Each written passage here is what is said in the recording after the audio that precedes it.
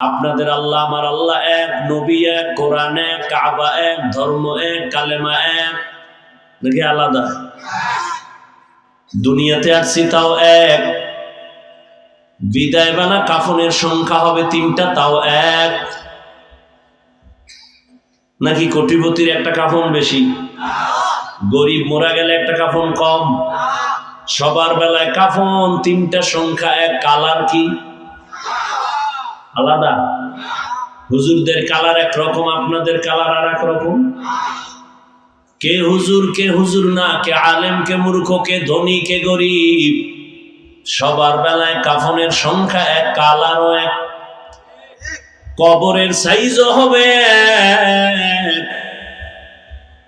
কবরের মধ্যে রেখে বিদায় বেলা প্রশ্ন হবে 3টা তাও এক। আমাকে যেই প্রশ্ন করা হবে আপনাকে একই প্রশ্ন করা হবে। রবের পরিচয় দাও, ধর্মের পরিচয় দাও, রাহমাতুল লিল আলামিনের পরিচয় দাও। আমাকেও এক, আপনাকেই একই প্রশ্ন। প্রশ্নের জবাব যারা দিতে পারবে, নবী বলেন তার কবর হবে রওজাতুম মির রিয়াজিল জান্নাহ। আর যারা দিতে পারবে না তাদের কবর হবে হুফরাতুম মিন হুফারিন নার। কারা পারবে জবাব দিতে? আমরা হুজুরেরা। কি গ্যারান্টি আছে? ওরে আমগো হুজুরদের যদি গ্যারান্টি থাকতো তাহলে এই জমিনের মধ্যে জান্নাতের টিকিট হাতে পাইয়া আবু বকর সারা জীবন কান্না করতেন না। ওমরে ফারুক জান্নাতের টিকিট হাতে পাইয়া চোখের পানি, কান্নার আওয়াজ।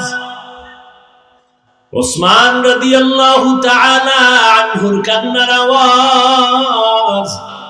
কবরে আমার কি উপায় হবে?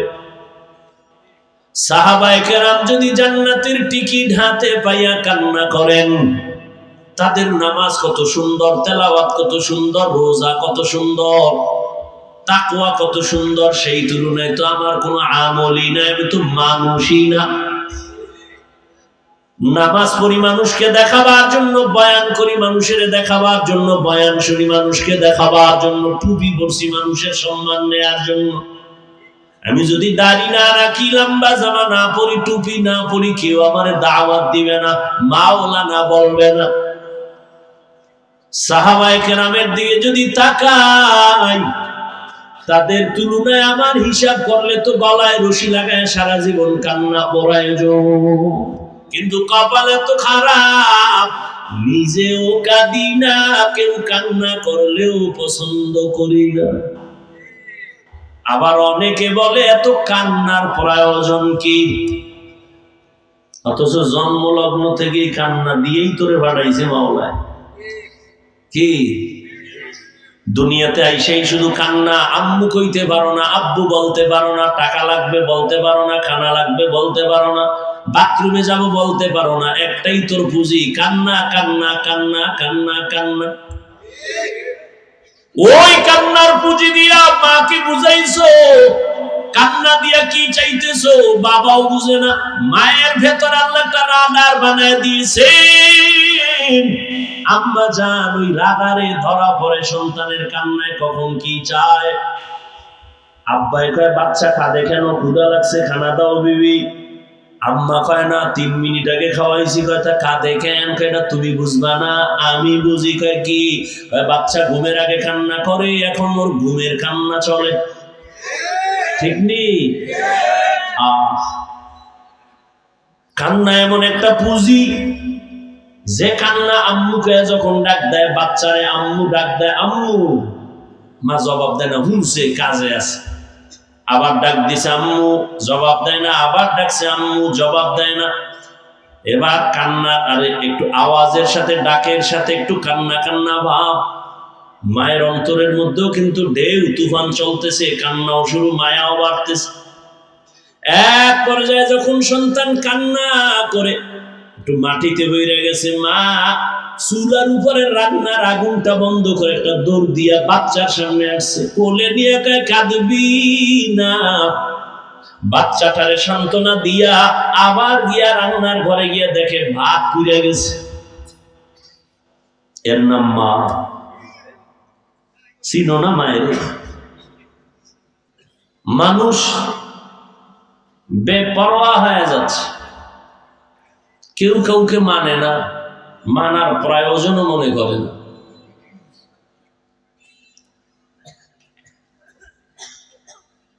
এই বেপরোয়া হওয়ার একমাত্র কারণ, বয়ান তো সবাই জানে, আমরা নতুন কোন কোরআনও আসে নাই, জিব্রাইলও আসে নাই যে নতুন বয়ান দিব, সব পুরাণ যেগুলো আপনারা জানেন।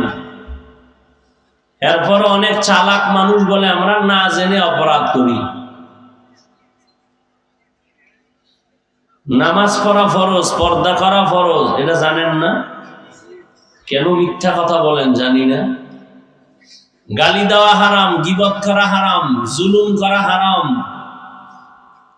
মা বাবার সাথে বেয়াদবি হারাম, গান শোনা হারাম, নাচ দেখা হারাম, চুরি করা হারাম, ডাকাতি করা হারাম, কাউকে হত্যা করা হারাম। এগুলি জানেন না? কেন মিথ্যা কথা বলেন জানি না? বয়ান আপনারা জানেন, ওই যে কপাল, জানার নাম কামিয়াবি না, মানতে হবে। মানার জন্যই ওয়াজের আয়োজন। যদি একটা কথা কারো দিলে লেগে যায়, ওমরের মতো রেডি হয়ে যায়, আর গুনাহ নিয়ে বাসায় যাব না, সফলতার দরজা খুলে যাব।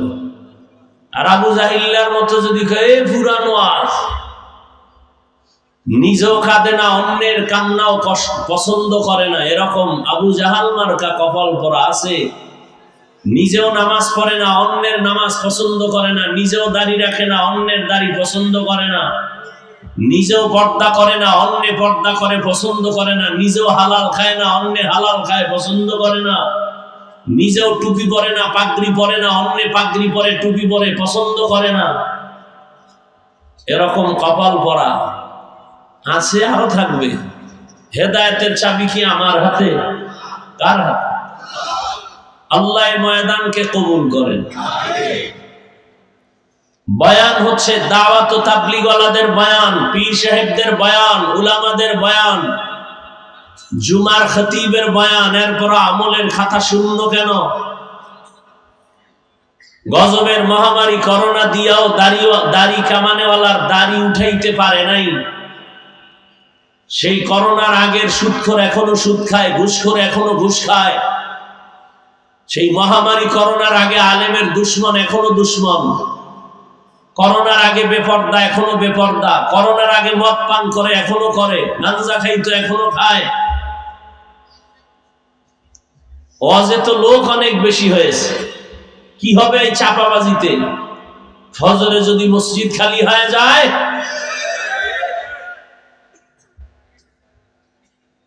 বেশি মানুষের তো মূল্য নাই, জমিনে তো কুত্তার অভাব নাই, একটা কুত্তারও আল্লাহর কাছে ওই পরিমাণ দাম নাই আসহাবে কাহাফের কুত্তাটার যেই দাম। নগরকান্দা বাজারে বহু কুকুর ঘুরে, একটারও দাম নাই, কিন্তু যেই কুকুর মালিকের শিকলে আটকায় গেছে ওটার দাম আছে। খোলা আকাশে পাখি উঠতেছে, কোনো মূল্য নাই, মালিকের খাঁচায় যেটা আটকায় গেছে দাম আছে। সমুদ্র নদীর মধ্যে কোটি ধরনের মাছ আছে, মূল্য নাই, জালের মধ্যে যে মাছ আটকায় গেছে এটার দাম বেড়ে গেছে। জমিনে মানুষ আছে, হাঁটা চলা করে, একটারও দাম নাই। যেই মানুষ কালেমার রশি গলায় লাগায় রসুলের আদর্শ মতো আলেমকে মহব্বত করে চলে, মানুষটার দাম বেড়ে গেছে। বলে কত? 24 ঘন্টা আল্লাহর গুণগান করনেওয়ালা ফেরেশতার থেকেও দামি।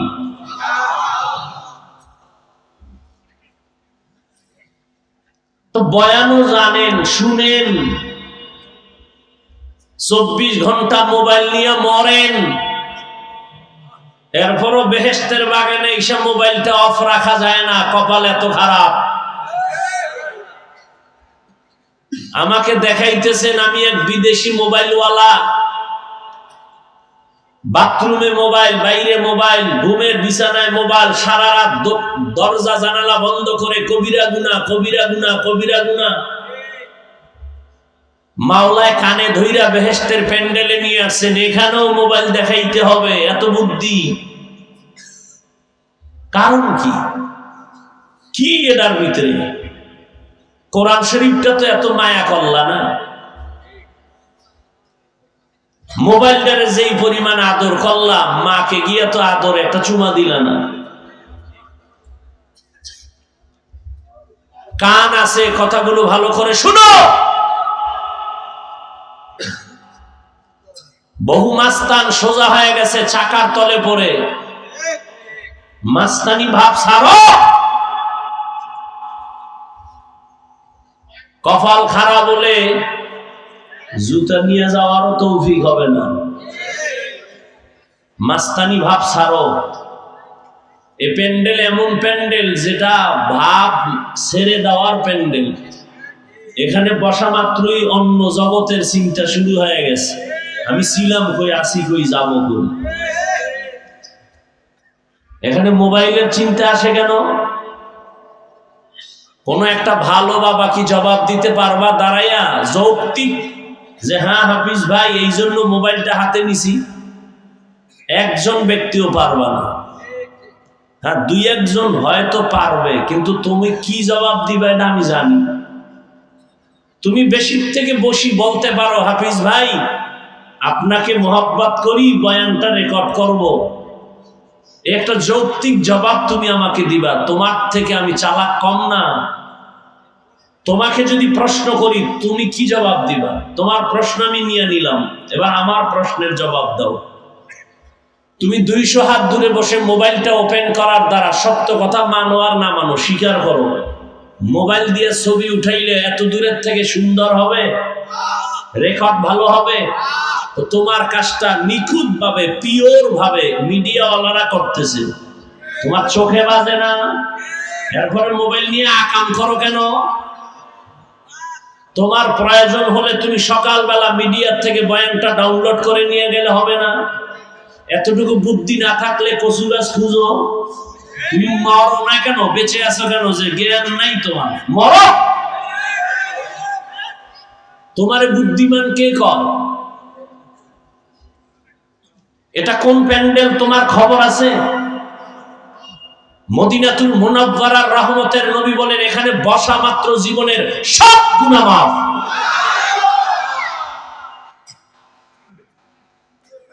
মদিনার অর্ডার ছাড়া, সরকারের অর্ডার ছাড়া যে কোনো কারণে ছবি তোলা হারাম।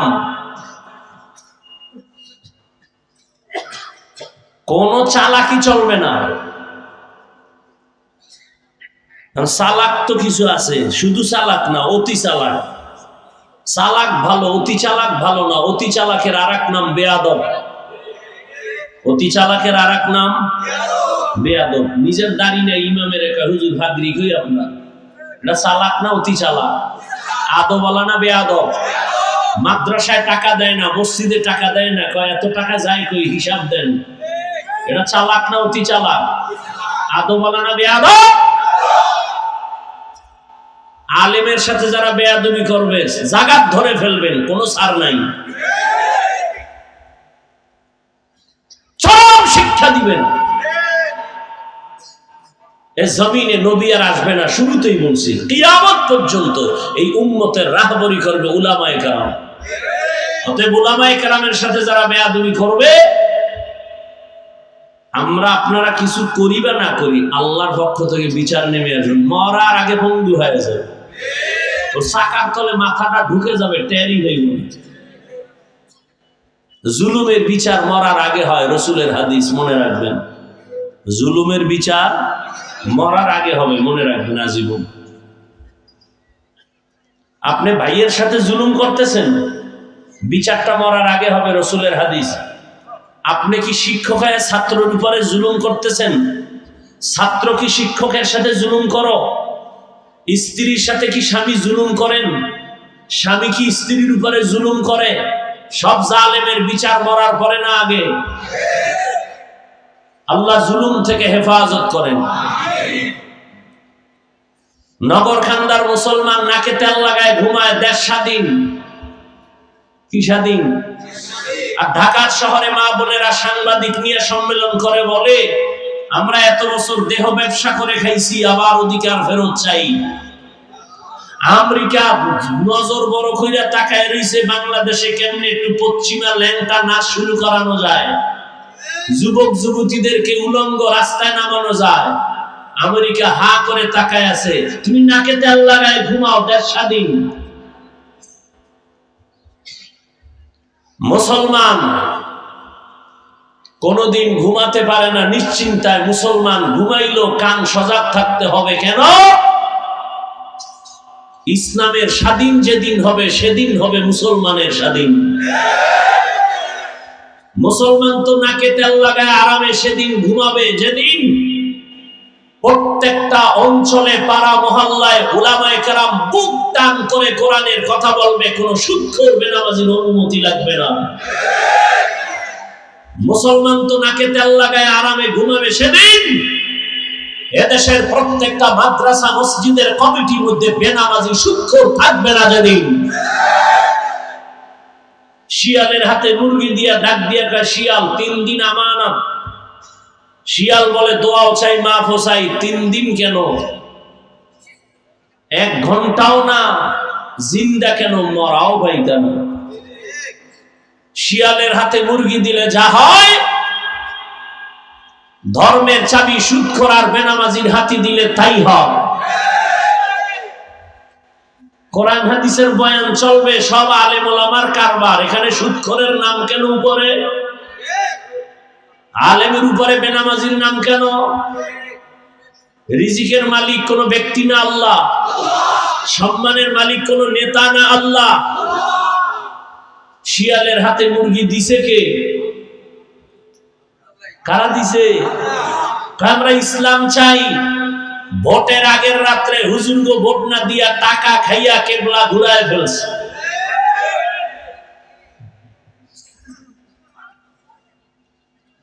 আল্লাহ হেদায়েত না দিলে উপায় কি?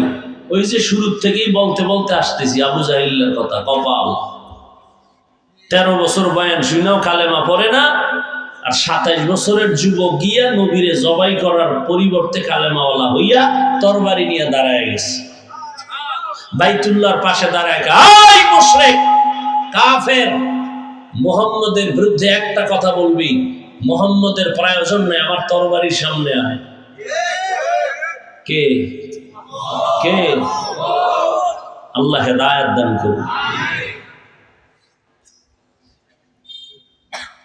মুসলমান সজাগ দৃষ্টি রাখো। জীবনভর নাপাক তো কম খাও নাই, আর কত খাইতে মন চায়? বহু নাপাক খাইছো। এখন একটু আলেমদেরকে মাথার সাথে মিলাও, বুকে মিলাও, মহব্বতের নজরে ডাকো।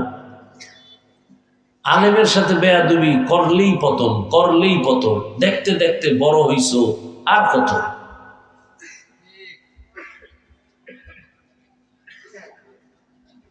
তো যে কথাটা বুঝাইতে চাইতেছি যে এত বয়ানের পরেও কেন আমরা দুর্বল? একমাত্র কারণ এই বয়ানগুলো শুনি, ঢুকে না কেন ভিতরে? আসলে যার বয়ান শুনি বা যারে মানি এর প্রতি মায়া মহব্বতই জমে না, আর জমবে কেমনে তারা চিনিই না। দেখেন এখানে সবাই কিন্তু মুসলমান। আমিও যে আল্লাহর গোলাম, আপনারাও নাকি? আপনাদের আল্লাহ আলাদা? খুব খেয়াল করেন, আপনাদের আল্লাহ আমার আল্লাহ এক, নবী এক, কোরআন এক, কাবা এক, ধর্ম এক, কালেমা এক, নাকি আলাদা? দুনিয়াতে আসছি তাও এক। বিদায় বেলা কাফনের সংখ্যা হবে 3টা, তাও এক। নাকি কোটিপতির একটা কাফন বেশি, গরিব মোরা গেলে একটা কাফন কম? সবার বেলায় কাফন 3টা, সংখ্যা এক। কালার কি আলাদা? হুজুরদের কালার একরকম, আপনাদের কালার আর এক রকম। কে হুজুর না, কে আলেম, কে মূর্খ, কে ধনী, কে গরিব, সবার বেলায় কাফনের সংখ্যা এক, কালারও এক। কবরের সাইজও হবে এক। কবরের মধ্যে রেখে বিদায় বেলা প্রশ্ন হবে 3টা, তাও এক। আমাকে যেই প্রশ্ন করা হবে আপনাকে একই প্রশ্ন করা হবে। রবের পরিচয় দাও, ধর্মের পরিচয় দাও, রাহমাতুল লিল আলামিনের পরিচয় দাও।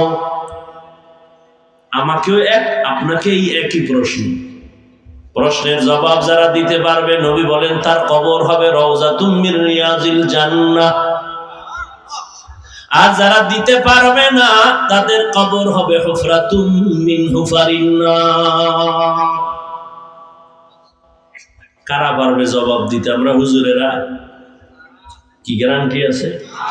ওরে আমগো হুজুরদের যদি গ্যারান্টি থাকতো তাহলে এই জমিনের মধ্যে জান্নাতের টিকিট হাতে পাইয়া আবু বকর সারা জীবন কান্না করতেন না। ওমরে ফারুক জান্নাতের টিকিট হাতে পাইয়া চোখের পানি কান্নার আওয়াজ। ওসমান রাদিয়াল্লাহু তাআলা আনহুর কান্নার আওয়াজ। কবরে আমার কি উপায় হবে? সাহাবায়ে কেরাম যদি জান্নাতের টিকিট হাতে পাইয়া কান্না করেন, তাদের নামাজ কত সুন্দর, তেলাওয়াত কত সুন্দর, রোজা কত সুন্দর, তাকওয়া কত সুন্দর, সেই তুলনায় তো আমার কোনো আমলই নাই, আমি তো মানুষই না। নামাজ পড়ি মানুষকে দেখাবার জন্য, বয়ান করি মানুষের দেখাবার জন্য, বয়ান শুনি মানুষকে দেখাবার জন্য, টুপি পরছি মানুষের সম্মান নেয়ার জন্য। আমি যদি দাড়ি না রাখি, লম্বা জামা না পরি, টুপি না পরি, কেউ আমার দাওয়াত দিবে না, মাওলানা বলবে না। সাহাবায়ে কেরামের দিকে যদি তাকাই, তাদের তুলনায় আমার হিসাব করলে তো গলায় রশি লাগায় সারা জীবন কান্না প্রয়োজন। কিন্তু কপালে তো খারাপ, নিজেও কাঁদি না, কেউ কান্না করলেও পছন্দ করি না। আবার অনেকে বলে এত কান্নার প্রয়োজন কি? অথচ জন্মলগ্ন থেকেই কান্না দিয়েই তোরে বাড়াইছে মাওলায়। কি দুনিয়াতে আইসাই শুধু কান্না। আম্মু কইতে পারো না, আব্বু বলতে পারো না, টাকা লাগবে বলতে পারো না, খানা লাগবে বলতে পারো না, বাথরুমে যাব বলতে পারো না। একটাই তোর পুঁজি, কান্না কান্না কান্না কান্না কান্না। ওই কান্নার পুঁজি দিয়া মাকে বুঝাইছো, কান্না দিয়া কি চাইতেছো বাবাও বুঝে না। মায়ের ভেতর আল্লাহ একটা রাডার বানায় দিয়েছে। আম্মা জান ওই রাডারে ধরা পড়ে সন্তানের কান্নায় কখন কি চায়। আব্বাই কয় বাচ্চা কাঁদে কেন? ক্ষুধা লাগছে, খানা দাও বিবি। আম্মা কয় না 3 মিনিট আগে খাওয়াইছি। কয় তা কাঁদে কেন? কয় না তুমি বুঝবা না, আমি বুঝি। কয় কি? কয় বাচ্চা ঘুমের আগে কান্না করে, এখন ওর ঘুমের কান্না চলে। ঠিক নেই?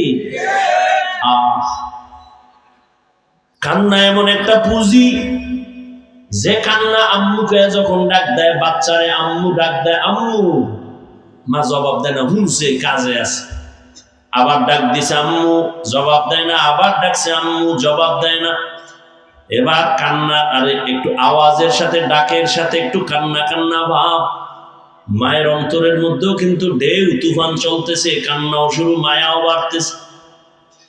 এক পর্যায়ে যখন সন্তান কান্না করে একটু মাটিতে বইরে গেছে, মা চুলার উপরে রান্নার আগুনটা বন্ধ করে একটা দৌড় দিয়া বাচ্চার সামনে আসছে, কোলে নিয়ে কয় কাঁদবি না।